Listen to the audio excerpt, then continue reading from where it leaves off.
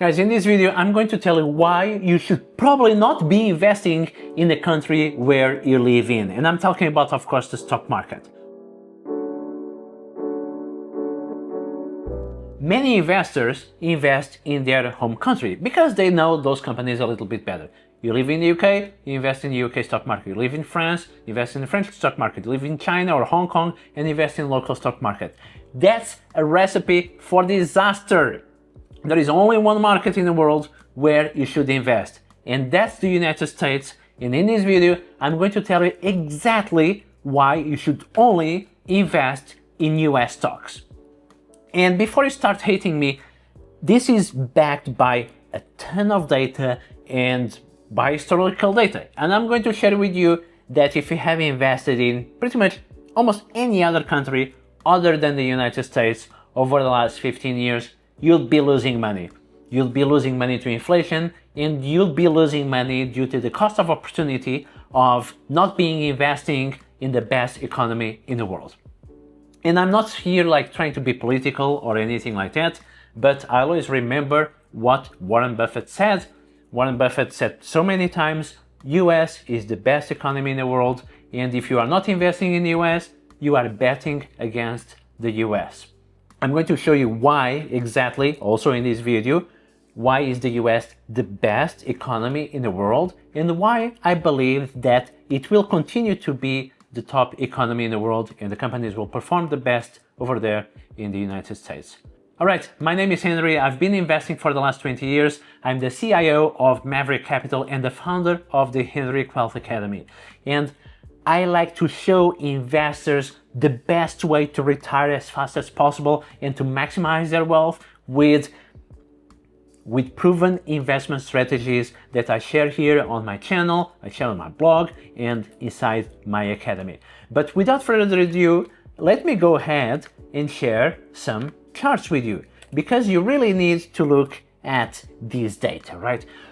What we see here is the performance of different indices over the last 15 years, right? And currently I live in Hong Kong, and you have here the HSI, the Hang Seng Index, which is a total disaster. Over the last 15 years, it returned 10%. You are losing a huge amount of money to inflation. You'll be better off just having the money in a bank account, okay? And HSI, Hang Seng Index, is basically basket of companies from Hong Kong and China. I know so many people in Hong Kong that invest in Hong Kong stocks because they live in Hong Kong. There is no good reason. You living in a country is not a reason to invest in companies of that country, because the best companies in the world are in the United States. If you name the top 20 companies in the world, 15 of them are from the United States.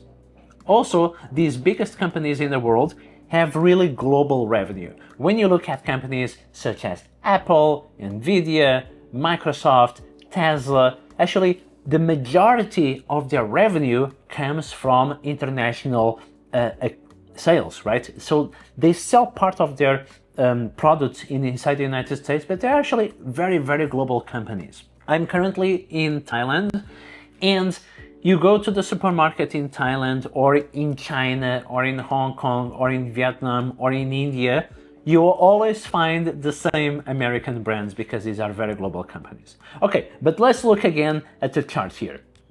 If you have invested in the Chinese index over the last 15 years, you'll be up only 50%. Also disaster. What about European stocks? Is Europe any better? Well, looking here at the Eurostoxx 50 index, it went up by 94% over the last 15 years. What about French stocks? You are probably French, and there is some statistics that shows that 70-something% of French people invest in the French stock market. Disaster.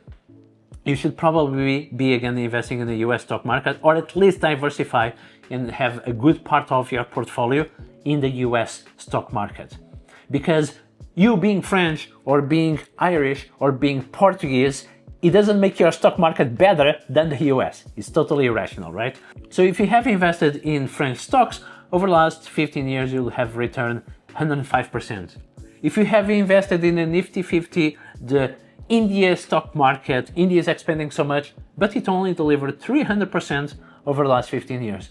Not too bad, but if you have invested on the Nasdaq 100, which is a basket of the 100 biggest companies in the United States, you'll have a return 1,200%, okay? 1,200%, that's a 13 times return on your portfolio. 13, multiply your portfolio by 13, okay? Compared to multiplying your portfolio by 2 if you have invested in the French stock market or in the European stock market. Okay, so why does this happen? And why do I believe that the US stock market will continue performing very, very well over the next few years? Well, I have written an article about it, but the thing is that 8 out of the 10 biggest global companies are American, 15 out of the 20 biggest companies in the world are American. It was like this in like 50 years ago, 30 years ago, 20 years ago. It's the same now, and most likely it's going to continue to be the same in the future. Oh, what about the de-dollarization? People don't want to use the US dollar. Yes, they want. You go to any country, if you don't have the local currency, everywhere they accept US dollar, okay? Or you have, at least they can exchange US dollar. Most of the global trade is still done in US dollar. SWIFT transactions are made in US dollar. And the US dollar is really not going anywhere. And you might say, oh, but what about the Federal Reserve? They keep printing money. They keep diluting the US dollar. Well, look at the central banks of the other countries. Look at the money supply of the other countries.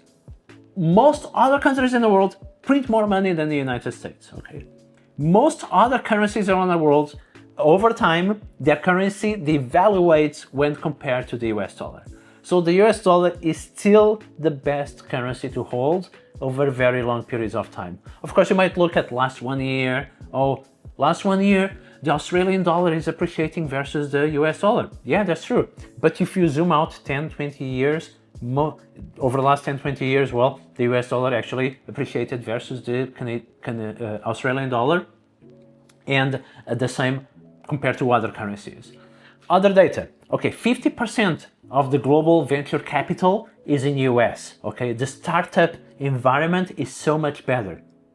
60% of the global market capitalization in the stock market, US. 25% of all international patents filed annually are filed in the US.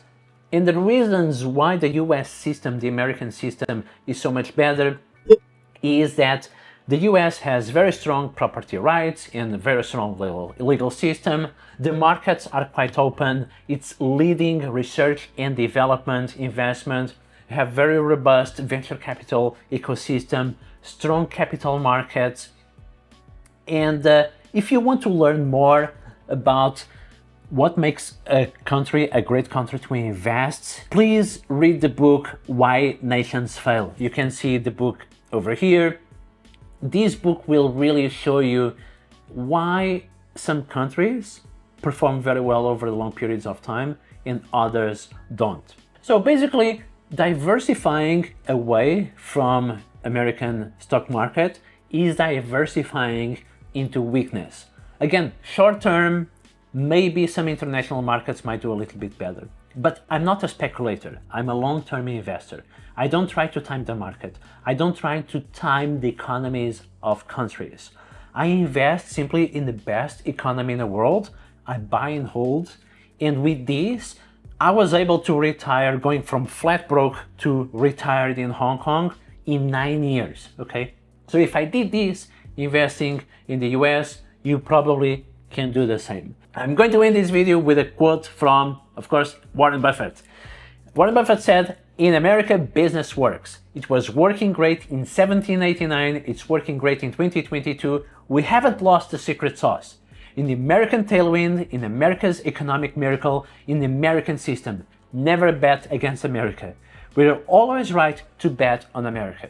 If you want to go and invest in other countries, well, it's up to you, but the data shows us that if you have invested any time over the last 100 years in the American stock market instead of other countries, most of the time you'll have performed better by investing in the American market.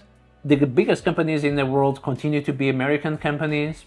You can probably name from the top of your mind 10 American companies. I don't think you can name 10 Spanish companies or French companies or British companies or Chinese companies, right? So yes, this is what I have to say, and I share much more on the Henrique Wealth Academy. I will leave the link to my community in the description of the video, and if you enjoyed this video, give it a like and subscribe, and I'll see you on the next one.